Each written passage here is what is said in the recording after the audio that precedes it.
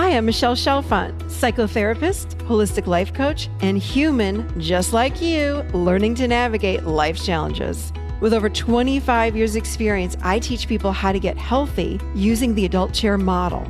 The adult chair model is where simple psychology meets grounded spirituality, and it teaches us how to become healthy adults. From anxiety and depression to codependency and relationship issues, you can use the adult chair for just about anything. Each week, I share practical tips, tools, and advice from myself and a wide range of experts on how to get unstuck, how to live authentically, and how to truly love yourself, all while sitting in your adult chair. Welcome to the Adult Chair Podcast. Hello, everybody, and welcome to the Adult Chair Podcast. I am Michelle Chalfant. Happy to be here with you today on podcast number 372. Welcome to summer. We are officially in summer, which is very exciting. Woo. So we've got a really great show today. I have Brian Keane on the show. We had such a fabulous conversation. And I want to announce, before we even jump into this, a trigger warning for anyone that has an eating disorder or any sort of issues around food or fitness, anything at all like that. And I want to announce right now that this podcast today, and always, to be honest with you, it is never for me about helping someone to lose weight, to look better, to go get find your soulmate, nothing like that. I am all about emotional health here. And oftentimes I also have people on that talk about physical health. So that is today. And what I love about Brian, he brings a beautiful balance between emotional and physical health. He's talking about emotional balance with food and fitness. So again, trigger warning. I don't ever want to trigger anyone. And so just know this before we go into the show. I just want you to be aware of it, because what we're talking about today is holistic health and fitness. Okay. We are today talking about what does holistic approach to fitness even mean? Building mental toughness while staying self-compassionate, how to find motivation. Again, it's not about how to find motivation to lose weight. You might be someone that's underweight that needs to gain weight. I know a heck of a lot of people like that, but it's how to find motivation to help you to get healthy, whether that be emotionally healthy, physically healthy, whatever the heck it is. We talked about that too. And when trying to make too many changes over time, how it can be counterproductive. We got into all of these things. So he's a wealth of knowledge. Again, all things holistic with health and fitness. This is what Brian's all about. Let me tell you a little bit about him. He has, over the last 7 years, he has gone from working as a full-time school teacher to one of Ireland's and the UK's leading thought leaders on all things health, fitness, and nutrition. Brian is the author of 2 bestsellers, The Fitness Mindset and Rewire Your Mindset. On top of his ever-growing social media platforms with over 500,000 followers, he also hosts one of the world's top health podcasts, which is regularly featured #1 on iTunes health charts. He has spoken at major wellness events around the world, such as Wellfest Ireland, MetFest Dubai, and was keynote speaker at Google HQ in Dublin for their 2018 wellness event. Let me just tell you, he is a wealth of knowledge and honestly, such a wonderful human being. It was just a great conversation that we had all around emotional balance with food and fitness. So it is with great pleasure that I welcome to the show, Mr. Brian Keane. So welcome to the Adult Chair Podcast, Brian Keane. Michelle, thank you so much for having me on. I'm really looking forward to chatting. I know. We were just talking about how holistic we both are, which is, it's such a delight to have you on and go down this path of really holistic fitness.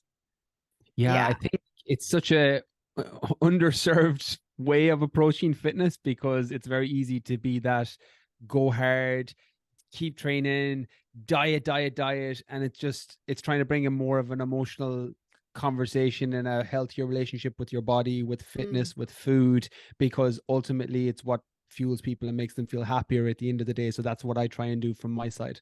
I love that. And I love your story. Would you share a little bit about your story? Because I know you were like a school teacher and now you're not doing that anymore.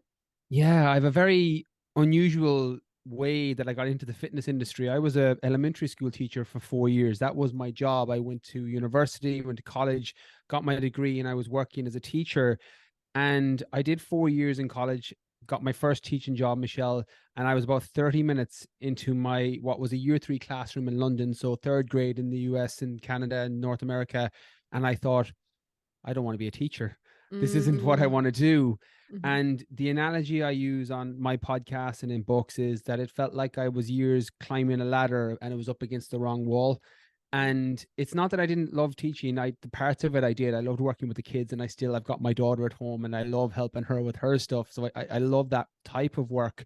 But that Christmas I came home, and I was about 3 months, 3.5 months working as a teacher, and I was having a real pity party for myself at home. And I was talking to my mom, who was and still is my biggest fan to this day.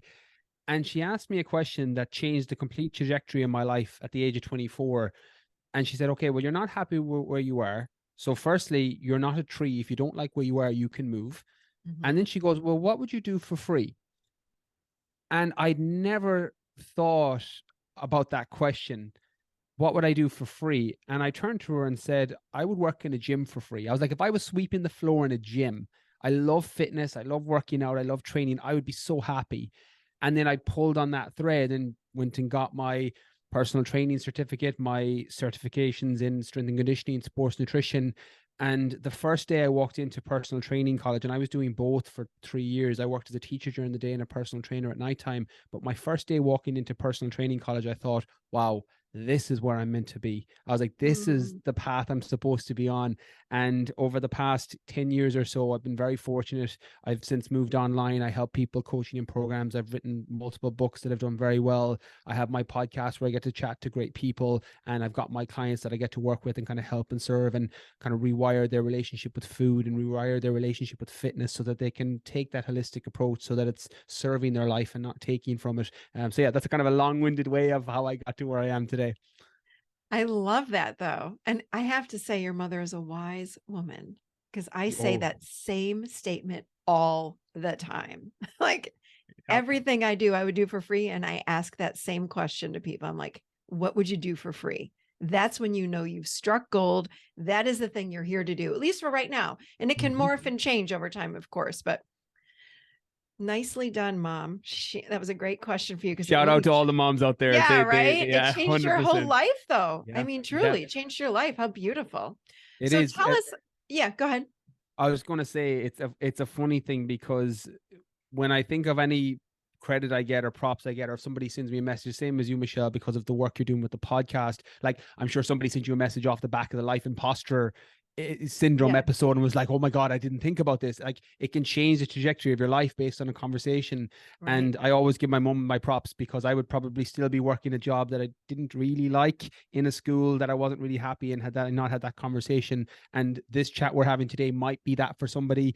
The chats you have with other people, the solo episodes, it's a moment. Life can change in a moment. And it's just understanding that if you're stuck and you're not happy where you are, it could be one little thing that gets set off from a conversation and it sends you down a completely different trajectory towards a happier life. Wow. And I'm sitting here listening to you, and it's like, I'm sure that you do a lot of teaching though with your clients. So it's not that it was a waste of your time or anything like that, right? But your soul was calling you to do something else, but you might have needed that teaching, and then you're applying it into what you're doing now. It's so funny, because I have so many clients that I work with and have been fortunate with over the years. And in nearly every program that I run, or anyone that's coming through a course that I have, they're like, oh, I can see the teacher, because you're breaking down, like when you were teaching, you're breaking down things like, compound fractions into its simplest form. And now I'm just breaking down, micronutrients and macronutrients in food, or, breaking down your emotional response when you feel a certain way and you feel stressed, and then you emotionally eat, and then you fall down this pattern of path. You're just teaching something different. So I don't regret any of it. I think everything that happens to us for a reason. What's meant for you won't pass you as long as you listen. Mm-hmm. And it's what I do today, just in a different area of, I'm not teaching mathematics and literacy anymore. I'm teaching fitness and nutrition. Ah, that's beautiful. So, what exactly is a holistic approach to fitness? Like, what does that even mean? With fitness, I think there's a little bit of a misconception, and I definitely had this when I started off first as well, Michelle, that fitness for me was training and diet. They were the two things: nutrition, food, and training. And I thought, okay, these are the two things that are fitness. And if I'm lean, if I'm muscular, if someone's looking to lose weight or lose body fat, that's fitness. And over the past 10 years or so, I started to realize how broken that thinking was for me as a coach with the Mm-hmm. clients I was working with, and also some of the people I was working with, what they were bringing in when they'd come in and say, well, look, just I want to be lean, or I want to be skinny, or I want to be toned. And then when I would start to talk to them, I would realize that actually, no, it was they're trying to change an emotional state. They feel really anxious, or they feel really stressed, or they feel insecure. And in their mind, they think that if they look this specific way, it will remove this feeling that they have. Mm-hmm. And a very important thing to ask when setting off on a fitness or a nutrition or any sort of journey like that is, okay, well, what am I actually looking to get out of this? What am I truly looking to feel?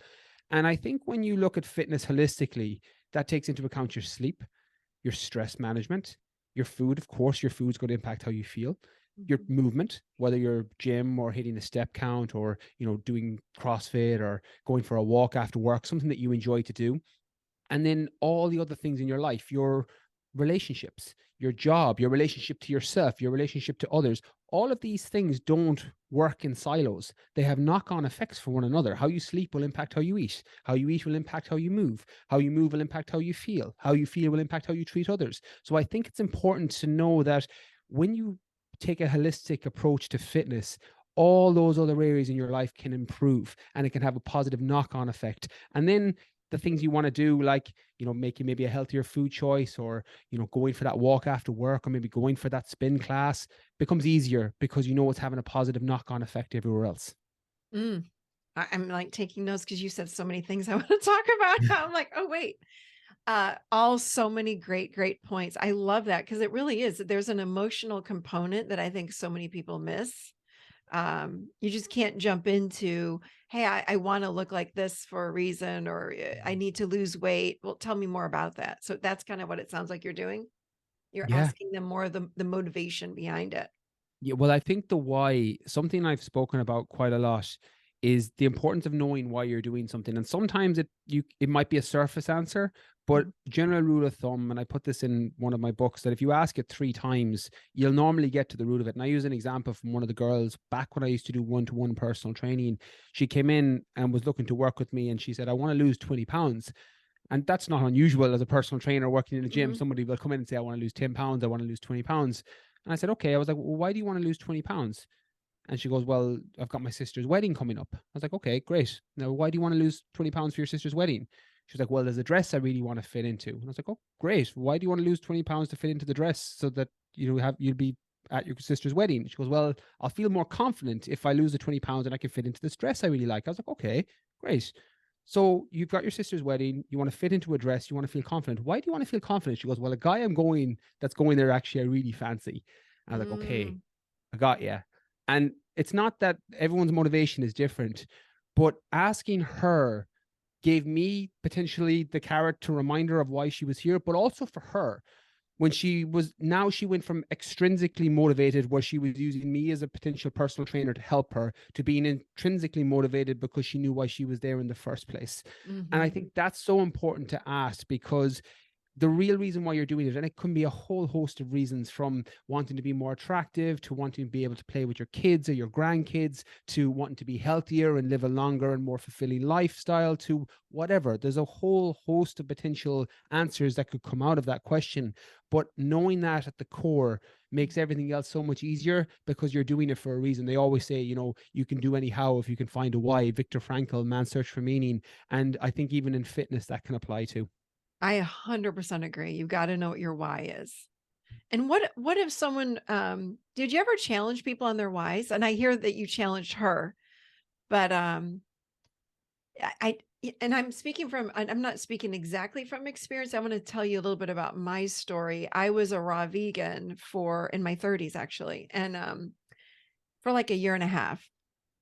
And I didn't do it to lose any weight. I actually did it to get healthy. Like it just felt right to me. I was working with, actually, he's big now on Instagram or on social, the medical medium. Tony, Yeah. yeah, and Anthony, I used to work with him one-on-one in my 30s, like many, many years ago. So I became a raw vegan after working with him. And I remember thinking, wow, I'm losing so much weight. I ended up doing a 14-day water fast during that time. I was probably 30 pounds less than what I weighed right now. And I remember my thought was, I mean, female, I was like, oh my gosh, I'm going to be so much happier. And I didn't do it. Again, I didn't do the fasting. Was not a raw vegan to lose weight, but it started happening. And I remember as it was happening throughout that time, I thought, wow, I'm going to be able to fit into those pants I haven't fit into, and I'm going to be able to do this. And oh, I'm going to be so much happier. And what was interesting was that when I got there to the lower weight, I was no happier. My emotional state hadn't changed because, and again, it reinforced for me in the work I do, it's always an internal job. It's an internal thing that we have to work on. It's not outside of ourselves. Again, for the third time, did not do this to lose weight, but it happened. And my thought as it was happening was like, oh, this is going to be so great. It didn't change me. I still had the same moods that I had before. Did I physically feel better? Absolutely, yes. Like I physically felt great, but emotionally, I was the same person as when I had started, 2 years prior. It was interesting. It's And I such just, an interesting lesson that I think people can take there as well, Michelle. And something that I've said to people in the past, and I'm sure I'll say it in the future because I've said it quite recently. When somebody says, I want to lose 10 pounds or I want to lose 20 pounds, and that's it, full stop, blanket statement, I will normally say, okay, we can, control calories, make food changes, etc., and more or less kind of guarantee as a nutritionist you'll lose 10 pounds. But I can't guarantee you'll be any happier. I can't guarantee you'll feel yeah. better. I can't Mhm. guarantee any of that. I can just guarantee when you step on a scale, you will weigh 10 pounds less. And that normally gets people thinking and going, actually, I want more than that. It's normally an emotional change they want, or they've Mhm. another. It's something deeper that they're looking for, and I think it's an important question to ask. And you also mentioned something very interesting there that is a big philosophy of mine is focusing on process over outcome. Now I know you said there the raw vegan you didn't do it to lose weight, but it shows the power of process that Yes. when you're doing something and it becomes what I call your new normal, the way Mhm. you eat, the way you live, the way you train, outcome becomes inevitable. And again, I have a little bit of and I get pushback on this from social media, from diet coaches and from transformation coaches and things. And I get it, but I'm all about, the process driven outcome versus the outcome, because Mhm. you can put anybody eating broccoli and chicken or just very low calories from plants for several weeks. But if they don't actually feel that good doing it and they can't stick to it, and in some cases it even damages their relationship with food or relationship to themselves, then that outcome, even if you do lose the 10 or 20 pounds, isn't worth it. There's a good chance Mhm. you're going to rebound back anyways, and you'll probably have a worse emotional state than when you started.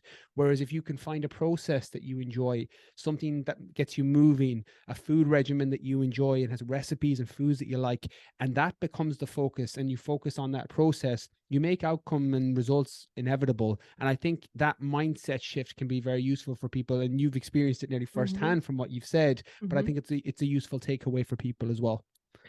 I think, and I'd like to hear from you on mindset, because I would think that most people know that, let's say, fast food is not good for us. Fried food, it's not healthy for. I mean, most humans know this. Most humans know, eat whole foods or fruits and vegetables, those kinds of things.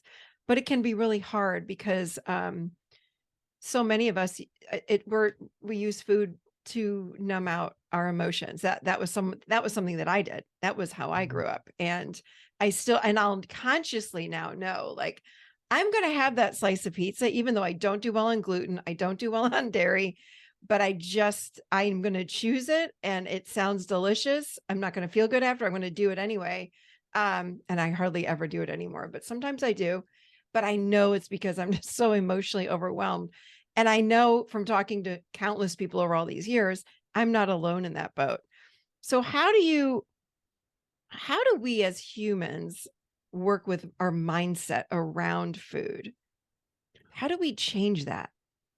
Well, the first thing that you said there that I think is the bottom of the pyramid of what people need to understand is the awareness around it. I think there's a big difference between emotional eating and being reactive and being like, oh, I just emotionally ate there, and you've eaten a whole tub of ice cream or a pizza Mm-hmm. in potentially your case, and there was no awareness around it. There's a big difference between that and I know that this food's not really going to agree with me, but you know what? My soul needs it now for whatever reason. Mm-hmm. And one of the things I try and get people to think about with food is context matters a great deal with food, particularly with food relationships. So somebody that, and I'm not talking eating disorders, I'm talking more disordered eating. Eating disorders is a completely different thing, Mm-hmm. but disordered eating, binge eating, emotional eating. There's a section in the last book that was one of those weird takeaways that I didn't think would connect with people, but it did, was emotional hunger versus physical hunger. So it's just a Mm-hmm. checklist to Yeah. go between those two things. And two things I get people to check in with is the speed at which the hunger comes on, and is it below the neck or above the neck. So what you'll normally find is emotional eating, when you're about to emotionally eat, it's very quick, it's very sudden, and it's in your head, it's above the neck. When Mm-hmm. you're physically hungry, it's normally your stomach that's rumbling, and it's slow and gradually increases. So straight away that check-in tells you, are you actually hungry, or is this an emotional state? Something has happened, you've had a fight with your partner, your boss yelled at you, and now you're looking for something to alleviate that feeling, and you're using food as that unsupportive coping mechanism in that context. So I think that first step of awareness is helpful. Mm-hmm. After that, I tell people to the context of food, that no food, and you mentioned fast food and fatty fried foods and those foods, and yes, they're not healthy by all objective measures, but when it comes to good or bad, the context is a great thing to think about here. And one flip on this is there's foods that are high nutrient and high calorie. There's foods that's low nutrient and low calorie. And there's a food that's a combination of both. And if you think about it, with food and being good and bad, that's moral projection that we as humans are putting onto the food. Like a Mm-hmm. piece of broccoli is not going to save you from a burning building, and a chocolate bar is not going to stab you down a back alley. Yeah. The morals we put on the good and bad on those foods is Yeah. our projected morals.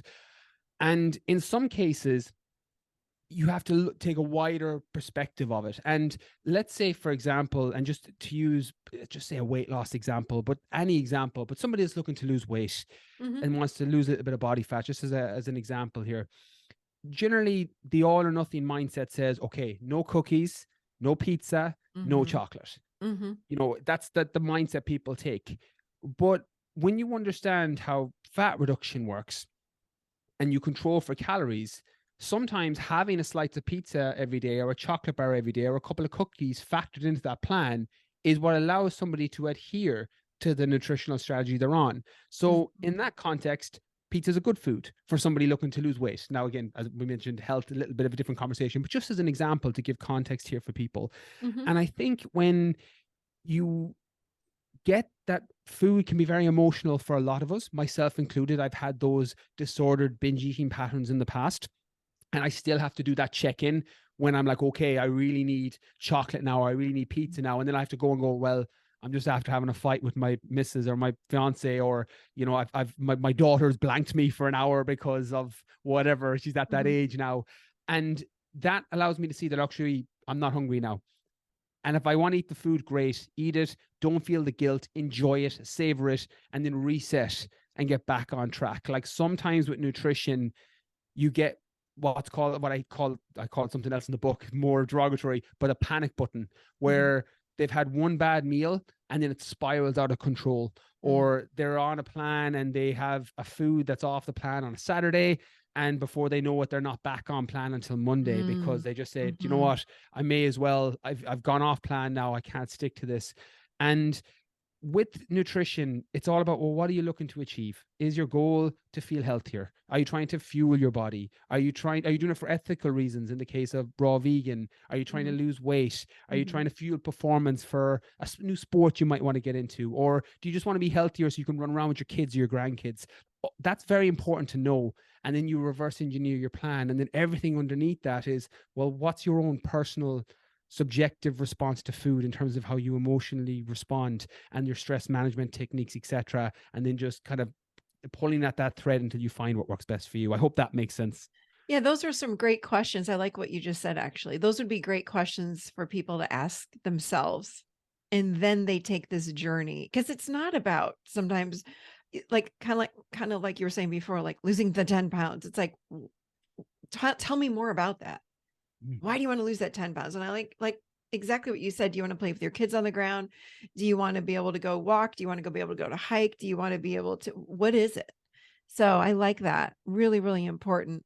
And also understanding those emotional triggers. So many of us, I mean, food can be very emotionally tied. I mean, or tied to our emotions. How would someone find the best diet if they're interested in that? Like, how do they know?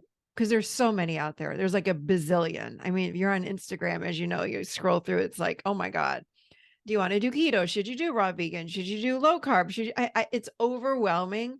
So where does someone even begin? So if someone is hearing this, they're asking themselves these really beautiful, holistic questions about what their goals are. What's step one for them? Or that would be step two, actually. After they ask themselves the questions, then what? Where do they go? What do they do? I normally recommend people take a via negativa approach, meaning that they remove the noise that's out there and then they can focus on the signal. So what that normally looks like, and again, people listening to this podcast might be different, but definitely my podcast audience connect with this, is when someone wants to follow a diet, vegan, keto, anything that interests them. I think the curiosity straight away is a good first check-in. Oh, I'm curious about fasting, water fasting, or raw vegan. I'm curious about that. If there's enough curiosity, there's enough motivation driver to potentially try that. So once you've got that curiosity, that's step one. The second thing is removing the amount of people that you're following and listening to, because the contradictory advice will make your head spin. Like, and I'm a certified nutritionist, and I'm in the weeds when it comes to the study and the research. And I have a lot of friends who are nutritional researchers. So I'm very in the weeds with it. And you can find evidence to support any claim. And you'll see it online. And that therein is the problem, because there's so much confusion based on, what study, who you're listening to. So you need to drown out or block out, some of that noise online. So a good rule of thumb is, I say 3 people. And it's not to unfollow every account you follow who has nutrition advice, but 3 people who you like, who you know, who you trust, who you think will serve you with raw vegan or fasting or keto or whatever diet it is, paleo. And you follow those 3 people and you consume their information and you listen to them, and then you start to test it and use a check-in process with how you're feeling. Because like, I've done vegan in the past, and I can be a little bit of a guinea pig for myself when it comes to nutritional strategy, because I geek out on that. That's my thing. I geek out on, well, how will I feel in keto? How will I feel if I do a fast? How will I feel if I'm eating raw vegan? But you need to have a process of, okay, well, this is the end goal. Like we said, that's the anchor that's underneath all of this. And then you're checking in regularly over a 3, 6, 12-week period. Well, actually, am I getting closer to my end goal? And if it is it something I can continue doing? Because raw vegan is an example here. Let's say you felt great on that. You lost the weight and you're like, I'm going to continue doing this. I assume you're not doing it from the way you said it, Michelle. You're obviously following something else now. Or are you still raw vegan? No, I'm not anymore. Yeah. So at some point you decided, no, that this isn't working. I feel either the restriction or it's not sustainable, whatever it is. So at some point your check-in went, no, this isn't for me anymore. Glad I tried it. It worked well. Here were the outcomes. This is how I felt. This is how I looked. But actually, I can't really stick to this. But there'll be a scenario potentially that you're in now that you are eating a certain way and going, actually, I could probably do this for the next 6 years, the next 10 years. And that's how you know, well, this is working well. So that's what I would recommend people do is use that filtering process. Use your curiosity as the first gauge, block out the noise of the people you're following so you can get legitimate information that'll serve you, and then check in with it. Is it actually moving you closer, further away to your goals? And then if it is, and you hit that goal and you want to continue it, then great. If you want to go on to something else, then that's fine, or do a modified version of it. Like I've changed my nutritional protocols over the years personally based on goals, based on circumstances, because life changes, very easy to live a certain way when you're single and no kids, very different when you've got kids and a fiance or a kids and a husband or a wife, and it's completely different. So scenarios changes, so you need to update it during those times. I love this, because what I'm hearing you say is when you keep saying check in with yourself, to me that's tapping into your own intuition. Like your body knows what it wants you to eat. Your body really knows.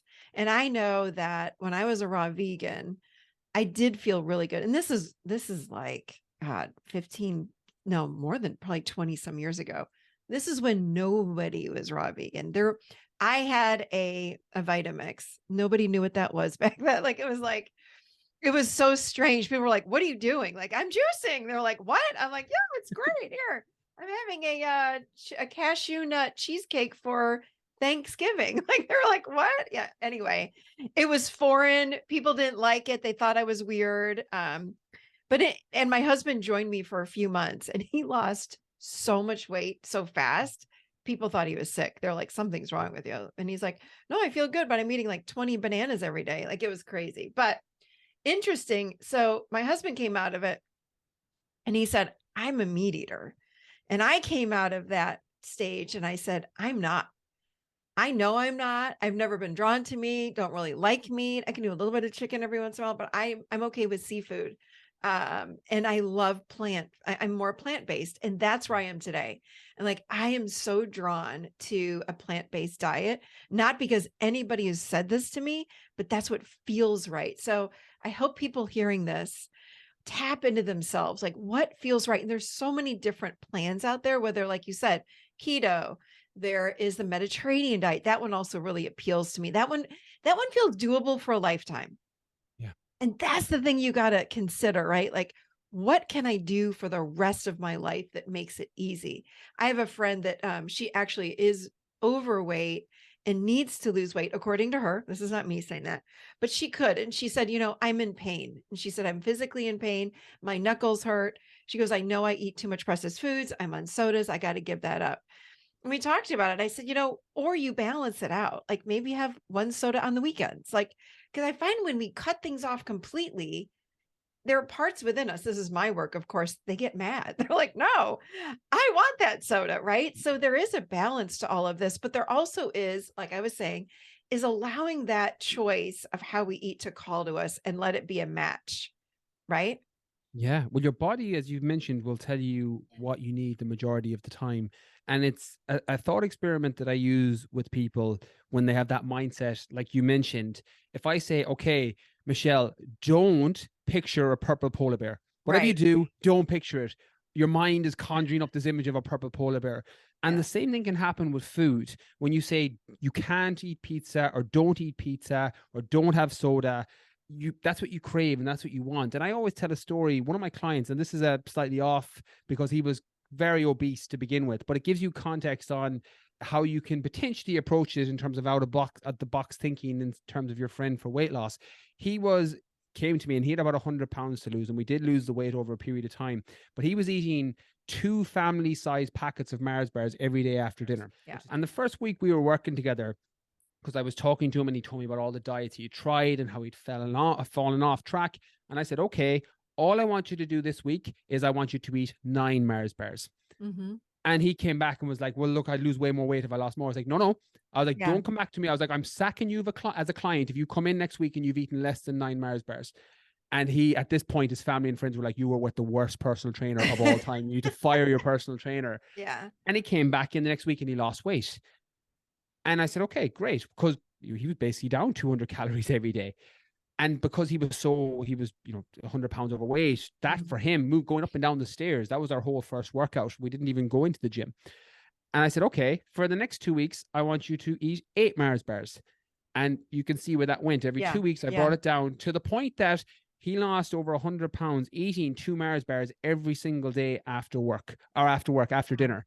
Wow. And it's that philosophy and that out of the box thinking that you don't have to do this all or nothing shift. And in a lot of cases, that's the recipe for failure when it comes to any sort of dietary adherence for whatever reason. So I think you need to include either foods that you love. Now, this is goal dependent. His was weight loss. And he was very similar to your friend. His life was being negatively affected. Like he had to get 2 seats on airplanes. Like his life quality was low because of his weight. And that drastically improved it. And that approach can work. And it just gets people to switch off that, all or nothing thinking, which frustrates and inevitably upsets a lot of people because they think they're the problem when in fact it was their approach that was the problem. I love what you just said. Because again, it isn't about taking everything away. No one can survive like that forever. Nobody can. I mean, that's too strict. I like that so much. And I agree with it. Yeah, like I said, like every once in a while I do have pizza, even though I don't feel good and I know it, but it's like, I love pizza. So once in a while I give myself the joy of having a piece of pizza. You just got to feed your soul sometimes. I'm with you, I Michelle, know, 100%.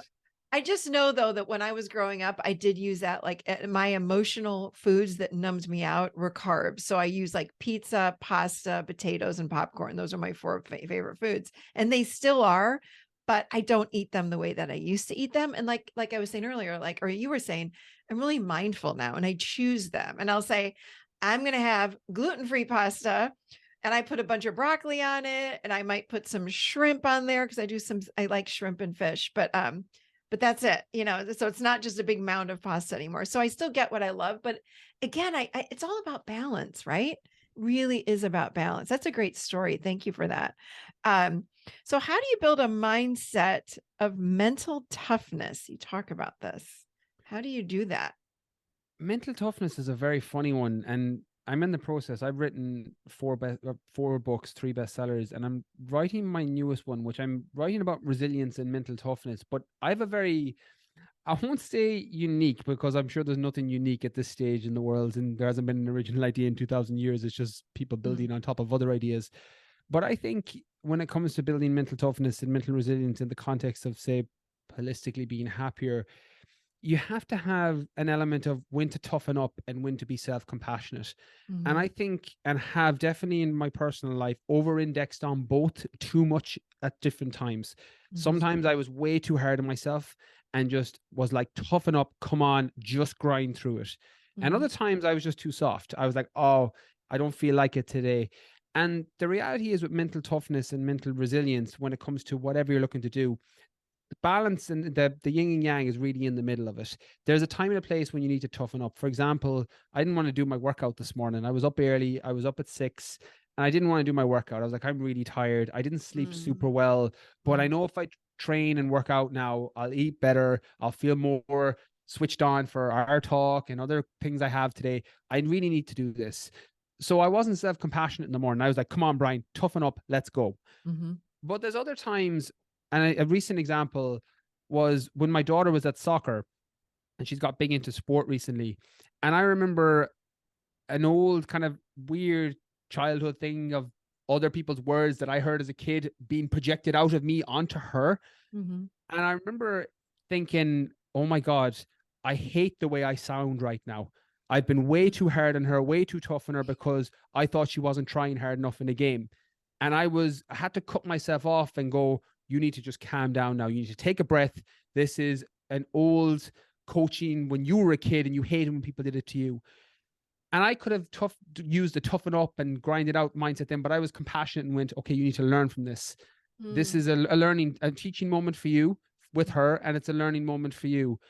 And you're using different tools at different times to make yourself more mentally tough and more mentally resilient. And they're just 2 examples. And I think it crosses over. Sometimes you need to just say, do you know what? I need to ease up on myself. I've been way too hard on myself. I need to learn from this, use the failure as feedback and improve and fail forward. And other times you need to say, wow, I need to get on with it today and just suck it up and go.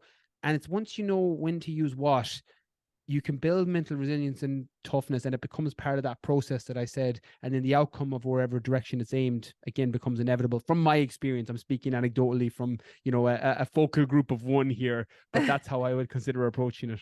I like that. In the adult chair here, we talk about all of our inner parts, and we have all these different voices. So that's what I'm hearing you say. You use your sometimes your adult voice, and sometimes maybe the teacher or your parent or your inner coach voice that says, "Come on, get out of bed, Brian, let's go." Yeah. But yeah. And I like that. I like that a lot, because I was going to ask you, how if someone's listening now and they are wanting to get out of bed, and I'm thinking of a couple of friends of mine, actually, they're like, I just need to start walking once a day. Even if it's 15. And I said, even if it's 15 or 20 minutes, they're like, yes, absolutely. But they're having a hard time motivating themselves to even do that. But one of them did get started, and she was texting me a picture of herself every day walking. I was like, yay, like really encouraging her and coaching her on there. But what do you say to someone that might have a hard time getting started? How do you self motivate to get going? A couple of things there. You've given me an indirect tip that I would have offered, and that's the accountability of putting it out there to somebody, a friend, a family member, on social media, somewhere where it makes you accountable. It can be really helpful. I also think changing your relationship with motivation is helpful here, because motivation is just a state change. A song, a podcast, any of that can change your state in an instant. Motivation is a state. It doesn't, it'll get you up and moving, but it doesn't keep you going. Your habits and what you do is what you're looking to change. You're trying to make it an automatic thing that you do. Tell me what you do every day and I'll tell you where you'll be in a year. It's not tell me how you feel every day and tell me where you'll be in a year. And I think it's small things that you can stick to. It's not dissimilar to the Mars bar story I told earlier. I could have said, don't eat 10 Mars bars. I didn't. I said, don't eat one. You're eating 9 now instead of 10. And someone that wants to go walking, yes, you want to walk 20 minutes, but maybe you have to start with 5. And maybe you have to habit stack and find something that allows you to get moving. So something I used to do when I run a bit, but I'm not a big runner. I like lifting weights. I like doing CrossFit, things along those lines. But to get myself from 0 to 1, which is the hardest part of any journey, going from 1 to 10 is considerably easier than going from 0 to 1, figuratively speaking. But I would save podcasts that I really wanted to listen to, and I would not listen to them unless I was on my run. And that was the commitment I made to myself. And that can work for somebody that wants to go for a walk for 5 or 10 or 15 minutes. Maybe you have a playlist of songs or a podcast like this or another podcast that you're listening to, or just something you really want to consume. And you're using that as your motivation to get going. That you do not get to do this unless you do the walk, and you tie those two things together. And what happens there is you end up changing the emotional relationship to the thing that was so difficult in the beginning, because you've now put in a positive attachment to it. And if you do that consistently over time, you don't have this negative association with, wow, I have to walk. It's, well, I get to walk now and I get to listen to this thing I really want to listen to. And that approach can be really useful, on top of the accountability that you mentioned there, which I think is a massive underused tool for staying on top of something that you've said to yourself, particularly in the beginning, because everything is difficult when you try and change it first. But after a certain point, it becomes your new normal. So you just push through until that happens, whether that's several days, several weeks, several months in some cases. If you persevere and you're consistent with it and you make it a daily habit, eventually it becomes your new normal, and then it becomes easy. I keep hearing the word balance. Like, everything is really about balance, nothing too extreme here. I love this. One more question for you. What is the biggest mistake that people make when it comes to, really, I'm going to say, the way they're eating or their fitness plan? Like, what is their biggest mistake that you find? The biggest one I see is what I talked about earlier, and that's making too many changes too soon. Yeah. 100%. And I would consider myself as somebody that's quite good with fitness, training, nutrition, etc. Like it's what I work in. It's my area of passion. It's what I love. It's what lifts me up. It's what inspires me. But even if I make too many changes too soon with nutrition or with training, I find it really difficult to stick to. And that doesn't matter where you fall, from absolute beginner to advanced. Too many changes too soon is a recipe for failure. So just making those small incremental changes and knowing that what you do, it's the small things done consistently well lead to extraordinary results over time. And that mindset, that approach, that philosophy, although doesn't look as life changing from the outside, is actually what most people do when they make positive change in whatever direction they aim their energy in. So I would say don't make too many changes too soon. And that goes for all areas. That goes for Mm-hmm. personal relationships, that goes for your diet, that goes for your training, that goes for anything you're doing. Small changes that you can stick to and they compound positively over time, and they snowball positively over time. That's the real secret for success with the majority of things. That's so true. So true. I get out of bed every morning. Because my muscles were so tight for a long time. And I kept hearing from people, you need to do a yoga class. You need to stretch more. You need to do all, and I'm like, I know, and Brian, I'm like, I know what I need to do. I know this. Do I want to do that? Do I want to get in the car and drive to a yoga class? No. Do I want to even get, in front of my TV in the morning for an hour? No. But what I did do, see, this is one of my parts. These are all these ego parts that we have, right? And I said, okay, this is what I will do. I will roll out of bed and I put a yoga mat right next to my bed. Literally, I roll out of bed and I land on the yoga mat and I do 5 minutes of cat cow, downward dog. I do cobra. I do all these great stretches, right? 5 minutes. It is literally changing how I feel on a daily basis. I've been doing it for like 3 months, maybe. I feel phenomenal from 5 minutes. But what I'm finding is it's like, okay, maybe I can do 1 minute more. And now I'm going to add this in. So now I'm there for like 7 minutes and it's perfect. It's perfect for me. And then I do a lot of walking. So I'll walk like anywhere from, 45 minutes minimally to like 2 hours a day. So I like to do maybe once in the morning and then once at night. I do a lot of that and I do a little bit of weights, but that's all I want to do. I was working out at it with a trainer for a while and my ego did not like going there for an hour. When I tell you there was resistance like crazy, I would be furious in the morning. My husband's like, why are you so mad? I'm like, I've got to go to the gym. I'd be so mad. I'd get to the gym. I'd be okay once I got there. At 45 minutes, I'm like, I got to leave.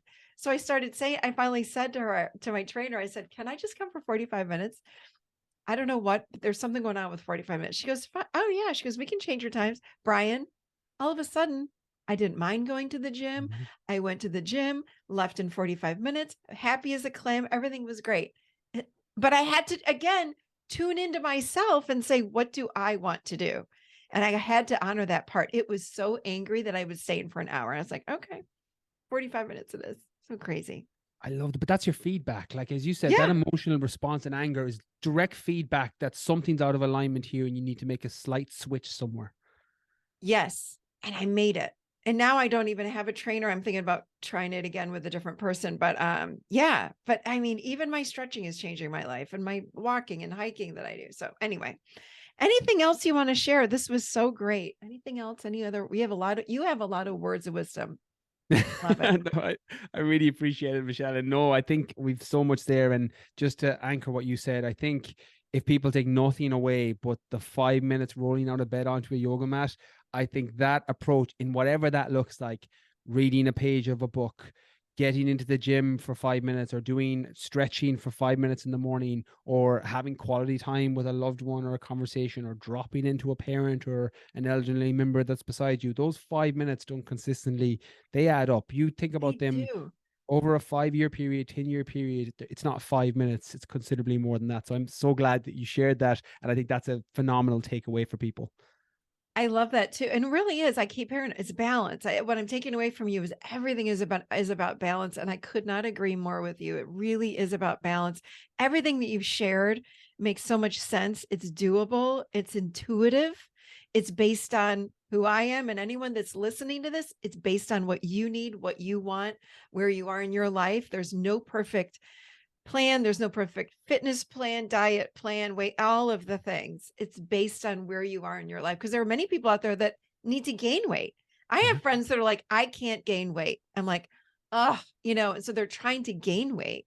So so no matter where you are, it's an intuitive process. Drop inside, find out what your inner voices are telling you and guiding you to do.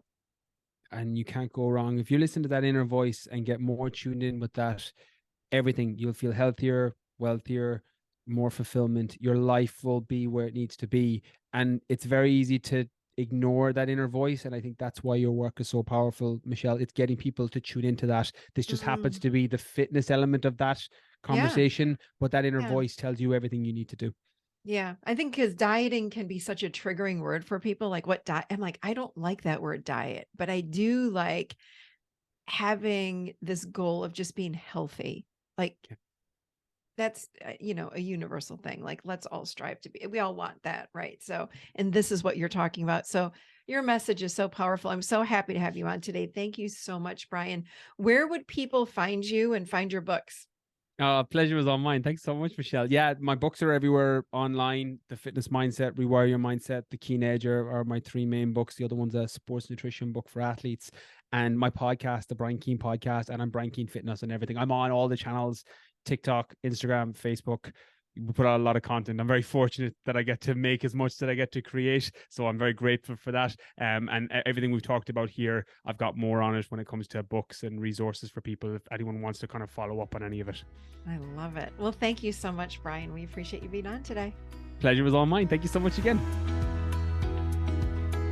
All right, you guys, I hope that you enjoyed that show today. Of course, I always love hearing from you. Hit me up on social. Of course, I am on Instagram. I'm on Facebook. I am in the Adult Chair closed Facebook group.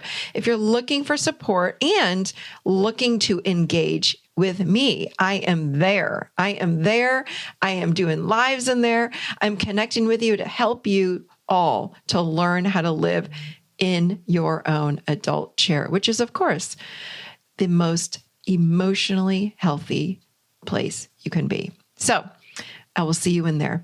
Have a beautiful week, you guys. I will talk to you next week, and I'll be seated right here in my adult chair.